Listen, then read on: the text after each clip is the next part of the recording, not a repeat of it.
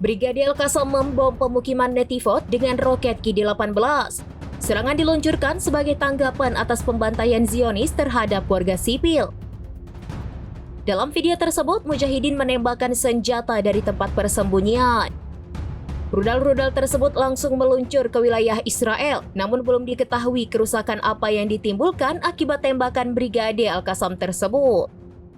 Selain itu, Israel dilaporkan membuat desa wisata di jalur Gaza. Desa itu dibangun di pantai Gaza, tak jauh dari kota Jabalia. Dikutip dari Tribun News, desa tersebut digunakan para tentara Israel untuk tempat beristirahat sekaligus berlibur dari peperangan.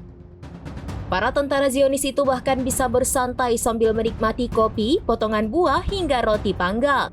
Tak hanya itu, di desa tersebut disediakan pula tempat pijat dan klinik untuk pasukan Israel. Terdapat pula tempat mandi dengan shower, fasilitas internet, popcorn, hingga es krim di tempat bersantai. Pasukan Israel itu semakin dimanjakan dengan adanya konsol PlayStation untuk mengisi waktu luang.